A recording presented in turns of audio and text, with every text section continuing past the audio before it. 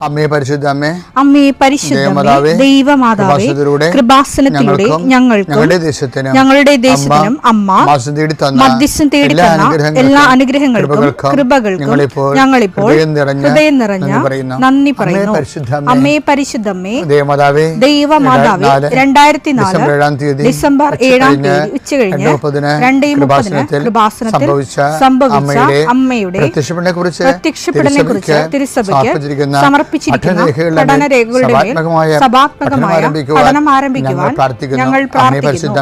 അമ്മേ പരിശുദ്ധമേ, ഭൂസ്വർലോകങ്ങളുടെ രാജ്ഞിയായ അങ്ങേയ്ക്ക് ഭൗമസംരക്ഷണത്തിനായി പ്രപഞ്ചപ്രകൃതിയെ തന്നെ തിരുസഭ പ്രതിഷ്ഠിക്കുവാൻ ഈ പ്രത്യക്ഷീകരണം വഴി ഇടയാക്കണമേ. പരിശുദ്ധമേ, ജപമാല മാതാവേ, സകല കൃപാസനം പ്രാർത്ഥനയോടും ചേർത്ത് ഞങ്ങളിപ്പോൾ പ്രാർത്ഥിക്കുന്ന ഈ കുടുംബത്തിന്റെ പ്രത്യേക നിയോഗം മക്കളെ, അമ്മയുടെ പ്രത്യക്ഷീകരണത്തിന്റെ ഈ അനുഗ്രഹവേളയിൽ ഞങ്ങൾക്ക് സാധിച്ചു തരുവാൻ കനിയണമേ. ആമേൻ. വിശ്വാസ പ്രമാണം. സർവശക്തനായ പിതാവും ആകാശത്തിന്റെയും ഭൂമിയുടെയും സൃഷ്ടാവുമായ ദൈവത്തിൽ ഞാൻ വിശ്വസിക്കുന്നു. അവിടുത്തെ ഏകപുത്രനും ഞങ്ങളുടെ കർത്താവുമായ ഈശോമിശിഹായിലും ഞാൻ വിശ്വസിക്കുന്നു. ഈ പുത്രൻ പരിശുദ്ധാത്മാവിനാൽ ഗർഭസ്ഥനായി കന്യകാമറിയത്തിൽ നിന്ന് പിറന്ന് പൊന്തിയോസ് പീലാത്തോസിന്റെ കാലത്ത് പീഡകൾ സഹിച്ച് കുരിശിൽ തറയ്ക്കപ്പെട്ട് മരിച്ച് അടക്കപ്പെട്ട് പാതാളങ്ങളിൽ ഇറങ്ങി മരിച്ചവരുടെ ഇടയിൽ നിന്ന് 3-ാം നാൾ ഉയർത്ത് സ്വർഗത്തിലേക്ക് എഴുന്നള്ളി സർവശക്തിയുള്ള പിതാവായ ദൈവത്തിന്റെ വലതുഭാഗത്തിരിക്കുന്നു. അവിടെ നിന്ന് ജീവിക്കുന്നവരെയും മരിച്ചവരെയും വിധിക്കുവാൻ വരുമെന്നും ഞാൻ വിശ്വസിക്കുന്നു. പരിശുദ്ധാത്മാവിലും ഞാൻ വിശ്വസിക്കുന്നു. വിശുദ്ധ കത്തോലിക്കാ സഭയിലും പുണ്യവാന്മാരുടെ ഐക്യത്തിലും പാപങ്ങളുടെ മോചനത്തിലും ശരീരത്തിന്റെ ഉയർപ്പിലും നിത്യമായ ജീവിതത്തിലും ഞാൻ വിശ്വസിക്കുന്നു. ആമേൻ. ഞങ്ങളുടെ പിതാവേ, അങ്ങയുടെ നാമം പൂജിതമാകണമേ. അങ്ങയുടെ രാജ്യം വരണമേ. അങ്ങയുടെ തിരുമനസ് സ്വർഗത്തിലെ പോലെ ഭൂമിയിലും ആകണമേ. അന്നു വേണ്ടുന്ന ആഹാരം ഇന്ന് ഞങ്ങൾക്ക് തരണമേ. ഞങ്ങളോട് തെറ്റ് ചെയ്യുന്നവരോട് ഞങ്ങൾ ക്ഷമിക്കുന്നത് പോലെ ഞങ്ങളുടെ തെറ്റുകൾ ഞങ്ങളോടും ക്ഷമിക്കണമേ. ഞങ്ങളെ പ്രലോഭനത്തിൽ ഉൾപ്പെടുത്തരുതേ, തിന്മയിൽ ഞങ്ങൾ രക്ഷിക്കണമേ. ആമേൻ. നന്മ നിറഞ്ഞ മറിയമേ, സ്വസ്തി. കർത്താവ് അങ്ങയുടെ കൂടെ സ്ത്രീകളിൽ അങ്ങ് അനുഗ്രഹിക്കപ്പെട്ടവളാകുന്നു. അങ്ങയുടെ ഉദരത്തിൻ ഫലമായി ഈശോ അനുഗ്രഹിക്കപ്പെട്ടവനാകുന്നു.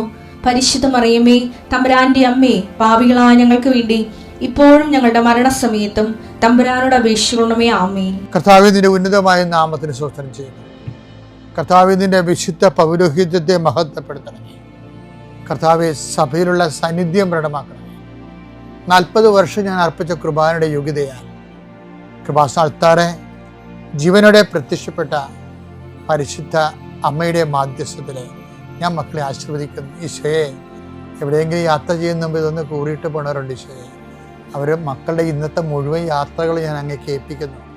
അവരുടെ കണ്ണുനീര് ഉപ്പണം കർത്താവെ. അവർ പോകുന്ന ഇടങ്ങളിൽ നീ അവിടെ കൂടെ പോകണം. പലരും ഒറ്റക്കാണ്. പലരും അവർ ഒറ്റക്ക് പോയിട്ട് നടക്കാത്ത പല കാര്യങ്ങൾക്ക് വേണ്ടിയാണ് പോണത്. ഓഫീസിലായാലും കോളേജിലായാലും സ്കൂളിലായാലും പരീക്ഷയ്ക്കായാലും ജോലിക്കായാലും ഇൻ്റർവ്യൂവിനായാലും മറ്റ് റവന്യൂ ആയിട്ടുള്ള കാര്യങ്ങൾക്കായാലും കർത്താവ് അങ്ങയുടെ മക്കൾ പോകുന്ന ഇടങ്ങളിലെല്ലാം I come with you wherever you go. മുഖത്തെ ആവേശപ്പെടുത്തുന്ന അങ്ങയുടെ അഭിഷേക വചനമാണ്. നീ എവിടെ പോയാലും ഞാൻ നിലകൊണ്ടാകും. കർത്താവെ, ഞങ്ങൾ ആഴമായത് വിശ്വസിച്ചുകൊണ്ട് കർത്താവ് ഈ മക്കൾ നിന്നെയും കൊണ്ടുപോകാൻ ഇടയാക്കണമേ. അമ്മേ പരിശുദ്ധമേ, സമയത്തിൻ്റെ അധികാരി സഞ്ചാരി മാതാവേ, അങ്ങയുടെ മക്കളുടെ കൂടെ സഞ്ചരിക്കണമെന്ന് പ്രാർത്ഥിക്കുന്നു. പിതാവും പുത്രനും പരിശുദ്ധാത്മാവായ സർവ്വേശ്വര എന്നേക്കും ആമേൻ. എൻ്റെ പ്രിയപ്പെട്ടവരെ, കഴിഞ്ഞ ദിവസം ഒരു സാക്ഷ്യം ഉണ്ടായി. അതായത് ഈ സിബി ഷിജോ എന്നും പറഞ്ഞൊരു മോളുടെ സാക്ഷിയാണ്. അപ്പോഴേ ഈ കുട്ടിയുടെ സാക്ഷ്യത്തിൻ്റെ പ്രത്യേകത വെച്ചാൽ മാതാവിൻ്റെ കമ്മ്യൂണിക്കേഷൻസ് ഭയങ്കരമാണ്. മാതാവ് ഒരു ദിവസം ഇവിടെ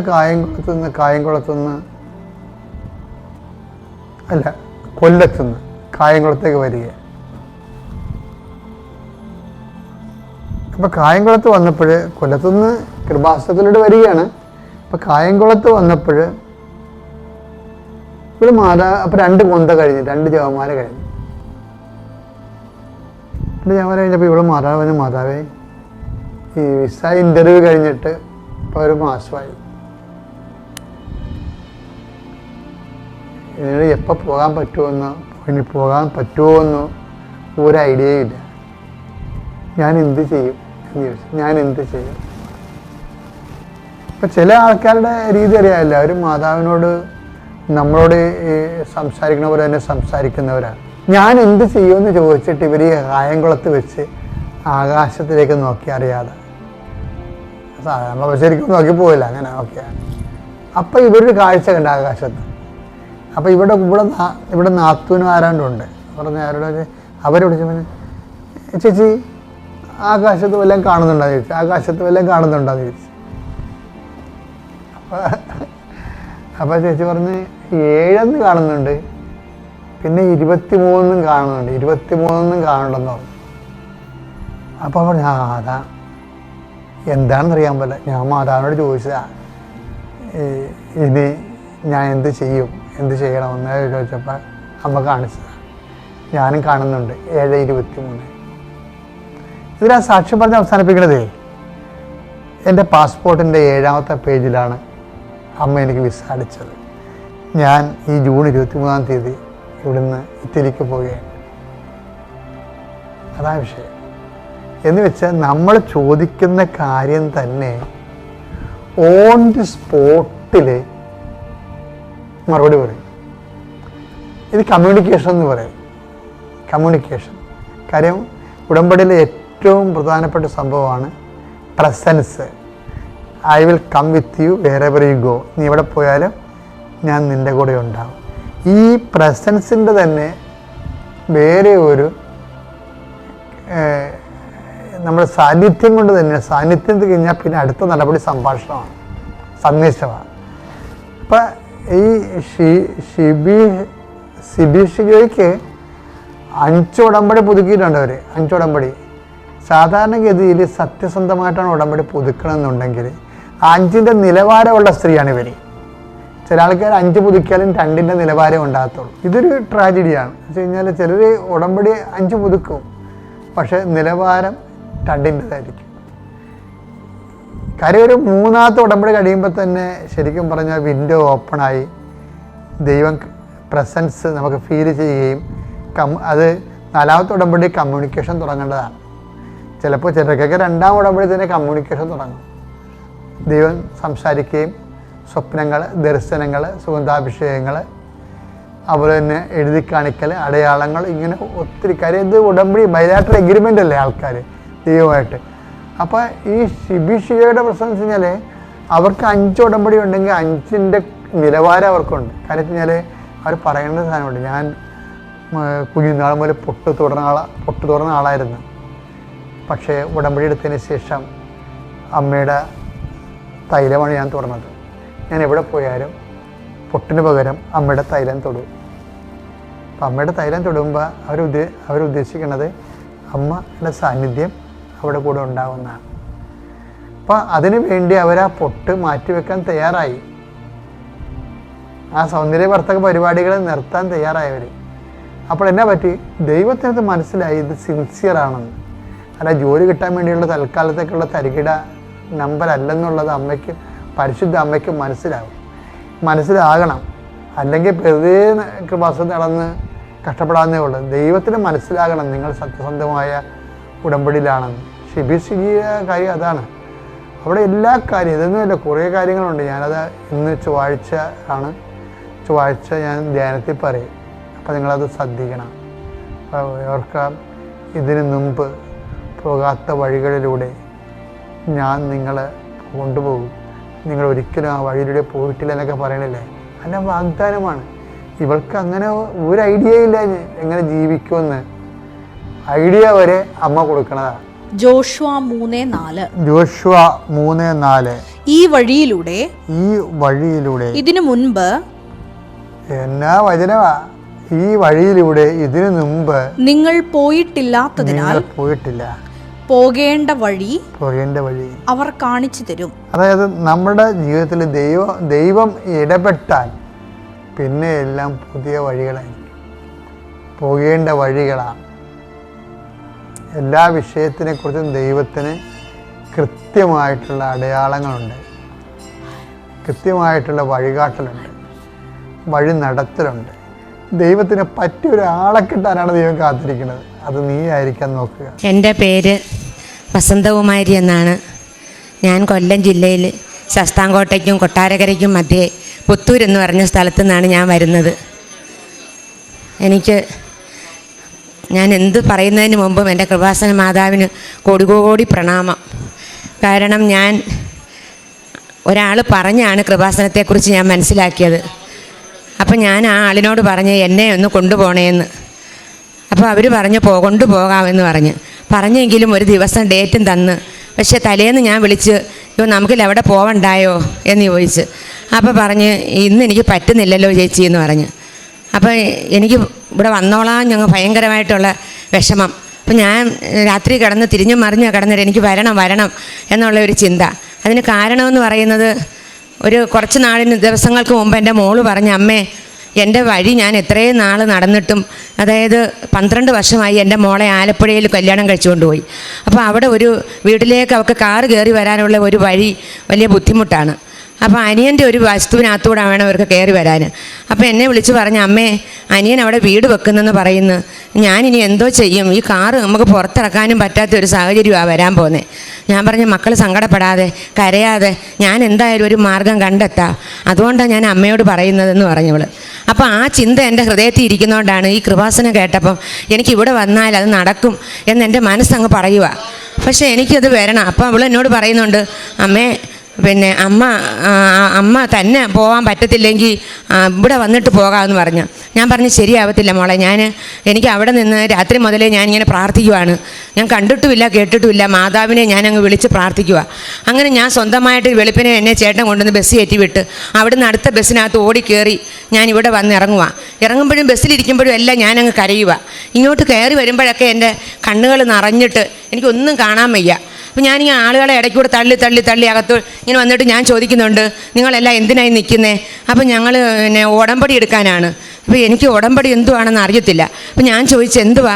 അതിവിടെ വരുന്നവരെല്ലാം എടുക്കുന്നതാ, എന്ത് വേണം? ഇതാ ഇന്നെടുത്ത് നിൽക്ക്. അപ്പോൾ എന്നെ ആ ഒരു ക്യൂ കാണിച്ച് അവിടെ കയറി അത് ഞാൻ വാങ്ങി മോളിൽ കയറി അവിടെ ചെന്ന് അവിടെ ഇരുന്ന്. അപ്പോഴൊക്കെ എനിക്ക് ശരീരം വല്ലാതെ വരുന്നു. ഞാനിത് വായിച്ചു കഴിഞ്ഞ് എൻ്റെ ബുക്ക് വായിച്ചു കഴിഞ്ഞതിന് ശേഷം, ഇവിടുത്തെ ബുക്ക് വായിച്ചു കഴിഞ്ഞതിന് ശേഷം എനിക്ക് മനസ്സിലായി അച്ഛൻ പറഞ്ഞല്ലോ എനിക്ക് ബോധക്ഷയം ഉണ്ടായി അവിടെ വെച്ചെന്നൊക്കെ പറഞ്ഞപ്പോൾ അതുപോലെ ആയിരിക്കും. എനിക്ക് അപ്പോഴൊരു ബോധമില്ലായ്മയായിട്ട് തോന്നി. പെട്ടെന്ന് ഞാൻ കുറച്ച് കഴിഞ്ഞപ്പോഴത്തേക്ക് ഒരു 11:45 എന്നെ അങ്ങ് മുകളിൽ കയറ്റി. അവിടെ കയറി ഞാൻ അവിടെ ഇരിക്കുമ്പോഴും കരഞ്ഞുകൊണ്ട് ഞാനതെല്ലാം കേൾക്കുന്നു. നമുക്ക് ആ പിന്നെ റെക്കോർഡുകളെല്ലാം നമ്മളിങ്ങനെ കേൾക്കുക. അപ്പോൾ ഇങ്ങനെ കേട്ടുകൊണ്ടിരിക്കുമ്പോൾ ഒരു പേപ്പർ തന്ന് അതിനകത്ത് ഞാൻ എല്ലാം എഴുതണമെന്ന് പറയുന്നു. അപ്പോൾ ഞാനിങ്ങനെ എഴുതി വരുമ്പോൾ പറയുന്നു 6 നിയോഗം എഴുതാൻ പറയുന്നു. അപ്പോൾ ഞാൻ കണ്ണുനീര് തുടച്ചിട്ട് പേപ്പർ കാണണമല്ലോ, അങ്ങനെ ഞാൻ ആ കണ്ണുനീര് തുടച്ചുകൊണ്ട് ഞാൻ എഴുതുവാണ്. എൻ്റെ മകൾക്കൊരു വഴി വേണം, എൻ്റെ ജീവിതത്തിൽ ഞാൻ ഇന്ന് മരിച്ചു പോയാലും അതാണ് എൻ്റെ ആവശ്യം എന്നും പറഞ്ഞ് ഞാൻ അത് എഴുതാൻ അങ്ങോട്ട് തുടങ്ങുന്നു. 12:05 ആയപ്പോൾ എൻ്റെ മോള് ഞാൻ എഴുതുക. അപ്പോൾ തുടങ്ങി ഉടനെ എൻ്റെ കുഞ്ഞ് വിളിച്ചിട്ട് പറയുന്നു അമ്മേ എൻ്റെ വഴി ശരിയായി എന്ന്. എനിക്ക് പിന്നെ ഒന്നും എഴുതാൻ പറ്റുന്നില്ല, ഞാനങ്ങ് കരഞ്ഞിട്ട് ഞാൻ എളുപ്പം എണീറ്റ് നിന്നിട്ട് ആ മേളിൽ നിൽക്കുന്ന പയ്യനോട് ഞാൻ പറഞ്ഞു മോനെ എനിക്കൊന്ന് പറയണം. അപ്പോൾ പറഞ്ഞു അമ്മേ ഇവിടെ എല്ലാം പറയുന്നതും എഴുതുന്നതും ഒക്കെ അത് പിന്നീടാണ്, ഇപ്പം അമ്മ നിയോഗം എഴുതുന്നു പറഞ്ഞു. സാധനം എല്ലാം എഴുതി കൊടുത്ത് പുറത്ത് വന്ന് എല്ലാം കാണിച്ച് ഇവിടെ വന്ന് സിസ്റ്ററെ കാണിച്ച് സിസ്റ്ററെ അടുത്തോട്ട് ഞാൻ കാണിച്ചപ്പം ഇവിടെ നിൽക്കുന്നവർ പറയുന്നുണ്ട് ഇവിടുത്തെ പേപ്പർ വേണമെന്ന്. പെട്ടെന്ന് ഞാൻ അതും എഴുതി വാങ്ങിച്ച് ഇവിടെ കൊണ്ട് കാണിക്കാമെന്ന് വിചാരിച്ചാൽ പറഞ്ഞു ഇന്നല്ല വായിക്കേണ്ടത്, അങ്ങനെ വായിക്കാൻ നമുക്ക് പറ്റത്തില്ല എന്ന്. അപ്പം ഞാൻ പെട്ടെന്ന് എൻ്റെ ആ മോള് പറയുന്ന അമ്മേ എൻ്റെ അച്ഛൻ ഇവിടെ താമസിക്കാൻ വന്നിട്ട്, അമ്മായിയപ്പൻ അവിടെ താമസിക്കാൻ വന്നിട്ട്, അതേ ഒരു മിലിറ്ററി ആയിരുന്നു.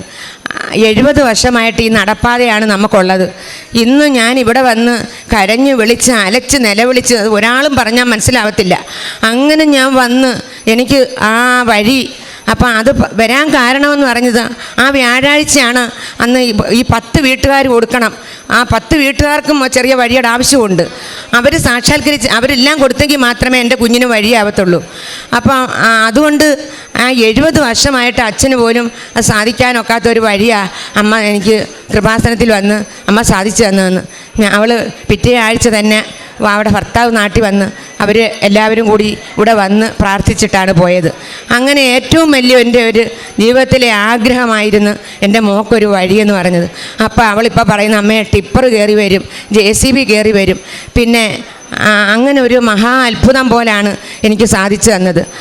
അതിലുപരിയായിട്ട് പിന്നെ എൻ്റെ അടുത്ത വീട്ടിലെ ഒരു കൊച്ച്, അതിനാണെങ്കിൽ മഹാരോഗം അറിയുന്നില്ല, അതിൻ്റെ ഹസ്ബൻഡ് മരിച്ച്. അപ്പം ഞാൻ ഈ കൃപാസനത്തിൽ വരുന്ന കാര്യമൊക്കെ അവളോട് ഇങ്ങനെ പറഞ്ഞപ്പോൾ അതിന് മുമ്പ് ഒരു ദിവസം രാവിലെ അവൾക്ക് സുഖമില്ലാതെ പോലെ വന്ന് തൊട്ടടുത്ത ഹോസ്പിറ്റലിൽ കൊണ്ടുവന്നപ്പോൾ അവിടെ പറ്റത്തില്ല, വേറെ എവിടെയെങ്കിലും കൊണ്ടുപോകാൻ പറഞ്ഞു. അവർ നേരെ പിന്നെ അമൃതയെ കൊണ്ടുപോയി. അവിടെ ചെന്നുടനെ പറഞ്ഞ് ഇതിന് സീരിയസ് ആണ്, ഇത് ഇച്ചിരി ക്രിട്ടിക്കലാണല്ലോ, പെട്ടെന്ന് ഇഞ്ചക്ഷൻ എടുക്കണം, 1 ലക്ഷം രൂപ വീതമുള്ള 3 ഇഞ്ചക്ഷൻ ഉടനെ തന്നെ എടുക്കണം. ഒരുപാട് ത്യാഗങ്ങൾ അനുഭവിച്ച ആ ഇഞ്ചക്ഷൻ എടുത്ത് സുഖമായി അവളിഞ്ഞ് വീട്ടിൽ വന്ന്. പക്ഷേ അവൾക്ക് അപ്പോഴും ഒരു മനോസുഖം ഉണ്ടായില്ല. എല്ലാ ആഴ്ചയിലും DDR ചെന്ന് ഈ ടെസ്റ്റ് ചെയ്ത് അമൃത ഹോസ്പിറ്റലിലേക്ക് നമ്മളിത് അയച്ചു കൊടുക്കണം. അങ്ങനെ ആഴ്ച തോറും പൊയ്ക്കൊണ്ടിരുന്നത് മാസം തോറുമായി ഇപ്പോൾ അവൾ 3 മാസത്തിലൊരിക്കലാണ് പോയിക്കൊണ്ടിരിക്കുന്നത്. ഒരുപാട് സുഖത്തിൻ്റേതായ ആയിട്ടില്ലെങ്കിലും ഒരു 40% ആ പ്രാർത്ഥനയിലൂടെ ഞാൻ അവളെ എപ്പോഴും ഈ പ്രാർത്ഥിക്കുമ്പോഴെല്ലാം എൻ്റെ മുന്നിൽ ഞാൻ നിർത്തും. ദൈവമേ, ആ കുഞ്ഞിനൊരു സമാധാനം കൊടുക്കണേ എന്നും പറഞ്ഞ്. ഇതിലും ഉപരിയായിട്ട് അവളൊരു മനോദുഃഖം അനുഭവിച്ചുകൊണ്ടിരിക്കുന്ന കുട്ടിയായിരുന്നു. അവിടെ ഹസ്ബൻഡ് മരിച്ചതിൻ്റെ 16ാമത്തെ ദിവസമാണ് ഈ അസുഖം ഉണ്ടാവുന്നത്. അപ്പം അതിന് ഹൃദയത്തിന് കുഴപ്പം വന്നാണ് അദ്ദേഹം മരിക്കുന്നത്. അത് പയ്യനാണ്, എൻ്റെ ശേഷക്കാരനാണ്. അപ്പോൾ ഏതാണ്ട് ഒരു 35 ലക്ഷം രൂപ ചിലവായിട്ടുണ്ട്. ഈ 35 ലക്ഷം രൂപയും ബാങ്ക് ബാധ്യതയാണ്. അപ്പോൾ ഇവക്ക് അസുഖം കൂടുന്നത് ഇത് ചിന്തിച്ച. അപ്പോൾ ഇവൾ എന്നോട് ചോദിക്കും, എങ്ങനെ മാറും മാമി, ഇതെങ്ങനെ മാറും? ഞാൻ പറയും, മക്കളെ, ഈശ്വരന് അസാധ്യമായിട്ടൊന്നുമില്ല. ഈശ്വരൻ വിചാരിച്ചാൽ ഒരു നിമിഷം കൊണ്ട് മാറും. അപ്പോൾ അത് എങ്ങനെ മാറുമെന്നാണ് മാമി പറയുന്നത്? കാശ് കൊടുക്കണ്ടേ? അവിടെ അച്ഛനും എന്നോട് അങ്ങനെ തന്നെ ചോദിക്കും. അപ്പോൾ ഞാൻ പറയും, അല്ല, എന്തെങ്കിലും ഒരു വഴി ഭഗവാൻ കാണിക്കാതിരിക്കത്തില്ല. ഭയങ്കരമായ ഒരു അതിശയം നിങ്ങളാരും കേട്ടുകൊണ്ടിരിക്കുമ്പം തോന്നും ഇത് എന്താണ് സംഭവിച്ചതെന്ന്. അങ്ങനെ ഒരു ജപ്തി നോട്ടീസ് വന്നപ്പം ഞാൻ പറഞ്ഞ്, നമ്മുടെ ഇവിടുന്ന് കൊണ്ടുവന്ന ഉപ്പ് കൊണ്ടുവന്ന് ഞാൻ പറഞ്ഞു, നീ ഇത് പ്രാർത്ഥിച്ചുകൊണ്ട് കഴിച്ചിട്ട് പറയണം, എൻ്റെ കൃപാസന മാതാവേ, എൻ്റെ കടം മാറ്റിത്തരാതെ എനിക്ക് നിവർത്തിയില്ല, ഇല്ലെങ്കിൽ ഞാൻ മരിക്കത്തേ ഉള്ളൂ, അസുഖവും കൂടാണ് എന്ന് നീ പ്രാർത്ഥിക്കുന്ന കൂട്ടത്തിൽ പറയണം. അപ്പോൾ ഓൺലൈൻ ഉടമ്പടി അവൾ എടുത്തിരിക്കുന്നത്, അതുകൊണ്ട് ഇവിടുന്ന് അവൾക്കൊന്ന് ഡയറക്റ്റ് വന്ന് മേടിക്കാൻ പറ്റത്തില്ല. അപ്പം ഞാനിങ്ങനെ പറഞ്ഞ് പ്രാർത്ഥിച്ച് ഇന്ന് ഞാൻ വരേണ്ട ഡേറ്റല്ല, കഴിഞ്ഞ തിങ്കളാഴ്ച നാളിൽ അവളുടെ കയ്യിൽ 3 മാസത്തിന് മുമ്പ് ഈ ജപ്തി നോട്ടീസ് വന്നത് ആരെയും കാണിക്കാതെ വെച്ചിരുന്നു. ഭഗവാനെ, ആ കാണിക്കാതെ വെച്ചിരുന്ന സാധനം പിന്നെ അവൾ കാണിച്ചിട്ട് പറഞ്ഞ്, ആരോ അവിടെ വീട്ടിലുള്ളവർ പറഞ്ഞു ഇതൊരു വക്കീലിനെ കൊണ്ട് കാണിക്കാൻ പറഞ്ഞു. അങ്ങനെ ആ വക്കീലിനെ കൊണ്ട് കാണിച്ചപ്പം ആ വക്കീൽ പറഞ്ഞ്, ഈ എടുത്ത ആൾ മരിച്ചുപോയി, പിന്നെ രണ്ടാമത്തെ ഒപ്പിട്ടേക്കുന്ന ആൾ അവൻ്റെ അനിയനാ, അത് ഒരു മന്ദബുദ്ധിയായ കുഞ്ഞാണ്. അപ്പോൾ ഒരു കാരണവശാലും നിങ്ങൾക്ക് വിഷമിക്കണ്ട, ഇത് ജപ്തിയായിട്ട് എന്തായാലും പോകത്തില്ല, എന്തെങ്കിലും കൊടുത്ത് നമുക്ക് ഒഴിവാക്കാൻ പറ്റും എന്ന് പറഞ്ഞ്. അതൊരു 35 ലക്ഷം രൂപയുടെ ബാധ്യത ആ വക്കീൽ പറഞ്ഞത് ഒരു 10 ലക്ഷം രൂപയിൽ താഴെ കൊടുത്താൽ മതിയെന്ന്.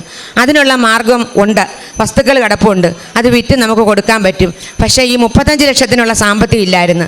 അത് എൻ്റെ മാതാവ് അവിടെ വന്ന് ഞാൻ എപ്പോഴും പറയും, സഞ്ചാരി മാതാവേ, എൻ്റെ കൃപാസന മാതാവേ, എൻ്റെ അത്ഭുതങ്ങൾക്ക് ഒരു വഴികാട്ടിയാന്നേ എന്ന് പ്രാർത്ഥിക്കുന്ന പോലെ ഒരു അത്ഭുതമാണ് ഞങ്ങളുടെ 2 വീടുകളിലും സംഭവിച്ചു തന്നത്.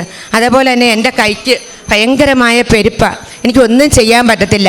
ഞാൻ മാർച്ച് 23-ാം തീയതിയാണ് ആദ്യമായി ഞാൻ ഇവിടെ വന്ന് ഉടമ്പടി എടുക്കുമ്പോൾ ആ നിയോഗത്തിൽ ഞാൻ വെച്ച് എൻ്റെ കൈ കൊണ്ട് ഇതുപോലൊന്ന് പിടിക്കാനോ ഒരു പേപ്പർ കൈ കൊണ്ട് പിടിച്ച് വെക്കാനോ എനിക്ക് പറ്റത്തില്ല, കൈ പെരുക്കും. അപ്പോൾ ആ പെരുപ്പ് ഞാൻ എഴുതിയിരുന്നു. അതുപോലെ തന്നെ എനിക്കൊരു പശുവുണ്ട്, അതിനെ കറക്കാൻ പറ്റത്തില്ലായിരുന്നു. അത് ഞാൻ ഇവിടെ വന്നോ, ആ മാർച്ച് കഴിഞ്ഞ് ഏപ്രിൽ കഴിഞ്ഞ് മെയ് വരെയും ഒരു ജോലിക്കാരൻ വന്ന് കറന്നുകൊണ്ട് തന്നതാണ്. അതിനുശേഷം ഞാൻ സ്വന്തമായി അതിനെ കറക്കാൻ തുടങ്ങി.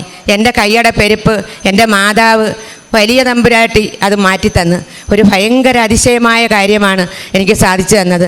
അങ്ങനെ ആ നിയോഗം അന്ന് മുതൽ എനിക്ക് ഈ സന്നിധാനത്തിൽ വന്ന് ഈ അൾത്താരയിൽ വന്ന് എനിക്കിത് പറയണം എന്ന് ഞാൻ ആഗ്രഹിച്ചുകൊണ്ടിരുന്നതാണ്. ഇന്നാണ് എനിക്ക് അതിനൊരു അവസരം തന്നത്. അങ്ങനെ എൻ്റെ മാതാവ് നിങ്ങൾ ഓരോരുത്തർക്കും വിളിച്ചാൽ തീർച്ചയായിട്ടും, അതേപോലെ ഞാൻ മെഴുകുതിരി കത്തിച്ച് 2 നേരവും പ്രാർത്ഥിക്കുന്ന സമയത്ത് ഞാൻ ആ മെഴുകുതിരിയെ യഥാർത്ഥമായ അമ്മയായിട്ട് കണ്ട് ആ ദീപത്തെ ഞാൻ എങ്ങോട്ട് നോക്കിയാലും എനിക്ക് തോന്നും എൻ്റെ മാതാവാ നിൽക്കുന്നതെന്ന്. ഏത് പടം കണ്ടാലും പശുവിൻ്റെ അകടിലോട്ട് ചെന്നാലും അവിടെ എല്ലാം മാതാവിൻ്റെ രൂപമായിട്ടാണ് എൻ്റെ ഹൃദയത്തിൽ തോന്നുന്നത്. അതുപോലെ ഞാൻ വിശ്വസിക്കുകയും സ്നേഹിക്കുകയും ബഹുമാനിക്കുകയും ചെയ്യുന്ന എൻ്റെ മാതാവ് നിങ്ങൾക്ക് ഓരോരുത്തർക്കും എന്ത് വേണമെങ്കിലും നിങ്ങൾക്ക് നേടിയെടുക്കാവുന്നതാണ്. അങ്ങനെ അതേപോലെ വീണ്ടും എനിക്കൊരു അതിശയമുണ്ട്. ഞാൻ മെഴുകുതിരി കത്തിച്ച് മാറ്റി ഓരോന്ന് ആ ഒലിച്ചു വരുന്ന സമയത്ത് അത് ഞാൻ എടുത്തു നോക്കുമ്പം അതെല്ലാം കാശ് രൂപമാണ്. അത് ഞാൻ എടുത്തിട്ട് ഇതിനകത്ത് ഇട്ട് വെക്കും. അത് യഥാർത്ഥത്തിൽ ഇത് കണ്ടോ, ഇതൊരു കാശായിട്ട് തന്നെ വരുന്നല്ലോ എന്ന് പറയും. ഇവിടുന്ന് എനിക്ക് തന്ന കാശ് രൂപം പോലെ തന്നെയാണ് അതും ഉണ്ടാവുന്നത്. അത് പറയാനാണ് ഞാൻ ഈ വലിയ എൻ്റെ ഈ എളിയ വാക്കുകൾ ഈ വലിയ സന്നിധാനത്തിൽ പറയാനായിട്ട് വന്നത്. ഞാനും എൻ്റെ കൊച്ചുമോനും കൂടാണ് വന്നത്. അയാൾ ഭയങ്കര നിർബന്ധിയും ശുണ്ഠിയും ഒക്കെയുള്ള ഒരാളാണ്. 5ാം ക്ലാസ്സുകാരനാണ്. ഞാനിപ്പം വരുമ്പോഴെല്ലാം എൻ്റെ മോനെയും കൂട്ടിയാണ് വരുന്നത്. ഇവിടെ വന്ന് എല്ലാം കേട്ട് കണ്ടിട്ട് ഭയങ്കര ഇഷ്ടമാണ്. അമ്മമ്മേ നമുക്ക് പോവണ്ടേ കൃപാസനത്തിൽ? പോവണം. അങ്ങനെ ഇങ്ങോട്ട് വരുമ്പോഴേ പറയും, അമ്മേ എനിക്കിന്ന് ഹാപ്പിയാണ്. എന്താ ഞാനിന്ന് കൃപാസനത്തിൽ പോവാ. അവിടെ ബസ് കാണുമ്പോഴേ പറയും, അതുകൊണ്ടേ നമ്മുടെ കൃപാസനം. അവിടെ മാതാവിൻ്റെ പടം കാണുമ്പോഴേ ഇയാൾക്ക് ഭയങ്കര സന്തോഷമാണ്. അങ്ങനെ എൻ്റെ എല്ലാ ആഗ്രഹങ്ങളും മാതാവ് സാധിച്ചു തരട്ടെ. സാക്ഷ്യം വളരെ വ്യക്തമായിട്ട് കേൾക്കുമ്പം വ്യക്തമാണ്. കാരണം നമ്മൾ ഒരു വഴിയുടെ കാര്യം പറഞ്ഞിട്ടാണ് ഇവിടെ വന്നതെന്നാണ് ഈ അമ്മ പറയുന്നത്. അത് ഇവിടെ വന്ന് ഉടമ്പടി പേപ്പറിൽ എഴുതിയ സമയത്ത് തന്നെ മകൾ വിളിച്ച് അത് റെഡിയായി എന്ന് പറഞ്ഞതാണ് സാക്ഷ്യത്തിൽ ഏറ്റവും പ്രധാനപ്പെട്ടത്. അപ്പം എഴുന്നേറ്റ് നിന്ന് അവിടെ സഹായിക്കുന്ന ബ്രദറിനോട് ചോദിച്ചു എന്ന് എനിക്കിന്ന് ഇപ്പം തന്നെ സാക്ഷ്യം പറയണം. കാരണം ഞാൻ ആദ്യം എഴുതിയ നിയോഗം തന്നെ ദൈവം ഇടപെട്ട് നടന്നു എന്നുള്ളതാണ് ഏറ്റവും പ്രധാനപ്പെട്ട സാക്ഷ്യം. അപ്പം അവിടെ നിന്ന് പറഞ്ഞു, ആദ്യം ഉടമ്പടി എടുത്തതിന് ശേഷം നമുക്ക് സമയം എടുത്തതിന് ശേഷം പറഞ്ഞാൽ മതി എന്ന് പറഞ്ഞ ശേഷം പിന്നീട് ഇവിടെ വന്നിപ്പോൾ സാക്ഷ്യപ്പെടുത്തുകയാണ്. അപ്പം എഴുതിയ നിയോഗങ്ങളിൽ ഒന്ന് അതും പിന്നെ തൊട്ടടുത്തുള്ള അയൽപ്പക്കക്കാരുടെ ജീവിതത്തിലും. അപ്പം ഒരു വലിയൊരു അനുഗ്രഹം എന്ന് പറയുന്നത് വ്യക്തിപരമായിട്ടൊരു അനുഭവം ഉണ്ടാകുന്നത് തന്നെ അത് ഏറെ പ്രത്യേകിച്ച് നമ്മൾ എഴുന്നേറ്റ് നിന്ന് നമ്മൾ എഴുതിക്കൊണ്ടിരിക്കുന്ന സമയത്ത് തന്നെ നിയോഗം അമ്മ ഏറ്റെടുക്കുന്നുണ്ടെങ്കിൽ അതിനർത്ഥം ആ ഉടമ്പടിയിൽ ദൈവം വിശ്വസിക്കുന്നുണ്ടെന്ന്, അതായത് മുന്നോട്ട് പോകുമെന്നുള്ള ഉറപ്പിലാണ്. അപ്പോൾ അച്ഛൻ്റെ ധ്യാനം കൂടുമ്പം ഇത് വ്യക്തമായിട്ട് നമുക്ക് ഇതിനെക്കുറിച്ചൊക്കെ വ്യക്തമായിട്ട് മനസ്സിലാവും. രണ്ടാമത്തേത് തൻ്റെ അടുത്തുള്ള അയൽപ്പക്കക്കാരുടെ ജീവിതത്തിലും വിശ്വാസത്തിൻ്റെ വലിയൊരു മാതൃക കാണിച്ച് അവരെ പ്രാർത്ഥിപ്പിക്കുവാനായിട്ടും പ്രത്യാശയോടെ നിൽക്കണം. മാതാവ് ഇടപെടും എന്ന് വിശ്വാസത്തോടെ ഒരാൾക്ക് പറയാൻ സാധിക്കണമെങ്കിൽ അത് വ്യക്തി ജീവിതത്തിൽ അനുഭവിക്കണം. അല്ലാതെ നമുക്ക് ഒരാളോട് മാതാവ് ഇടപെടും, നീ ഇങ്ങനെ പ്രാർത്ഥിച്ചാൽ മതിയെന്നും പറഞ്ഞ് ഒരു പ്രാർത്ഥനയും പറഞ്ഞു കൊടുക്കുന്നുണ്ട്. ഒരു പ്രാർത്ഥന ജീവിതത്തിൽ നിന്ന് ഉരുത്തിരിഞ്ഞ പ്രാർത്ഥന കഴിഞ്ഞ ദിവസത്തെ ഇന്ന് നമ്മൾ അപ്ലോഡ് ചെയ്യുന്ന ഉടമ്പടി ആരാധനയിൽ അച്ഛൻ സൂചിപ്പിക്കുന്നുണ്ട്. അതായത് ജീവിതത്തിൽ നിന്ന് ഉരുത്തിരിയുന്ന പ്രാർത്ഥനയാണ്. അത് വളരെ വലുതാണ്.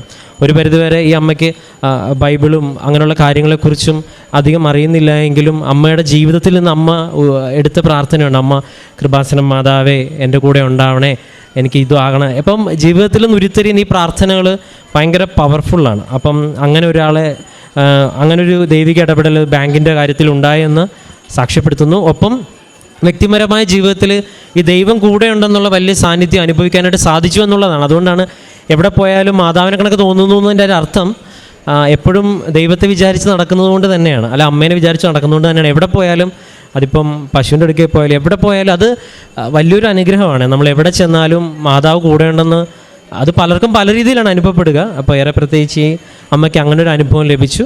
ഒപ്പം വ്യക്തിപരമായ ജീവിതത്തിൽ എല്ലാ ദിവസവും രാവിലെയും വൈകുന്നേരവും ഒക്കെ എഴുന്നേറ്റ് പ്രാർത്ഥിക്കാറുണ്ടെന്നും ഒക്കെ വ്യക്തവുമാണ്. കാരണം ഇവിടെ സാക്ഷ്യം പറയുന്നവരൊക്കെ തന്നെയും ഉടമ്പടിയിൽ വിശ്വസ്തരായവരായിരിക്കും. ഒപ്പം തന്നെ പരിശുദ്ധ അമ്മയെ വലിയ തമ്പുരാട്ടി എന്നാണ് അമ്മ പറഞ്ഞത്. അപ്പോൾ ഇനിയും മുൻപോട്ടുള്ള യാത്രയിൽ അമ്മയുടെ വലിയ അനുഭവങ്ങൾ വ്യക്തിപരമായിട്ടും ഒപ്പം അമ്മയിലൂടെ ഒരുപാട് പേർക്ക് ലഭിക്കട്ടെ എന്ന് ആത്മാർത്ഥമായിട്ട് പ്രാർത്ഥിക്കുന്നു. ഒപ്പം ദൈവം നൽകിയ എല്ലാ അനുഗ്രഹങ്ങൾക്കും നമുക്ക് നിറഞ്ഞ കരങ്ങളടിച്ച് ദൈവത്തിൻ്റെ നാമം മഹത്വപ്പെടുത്തും.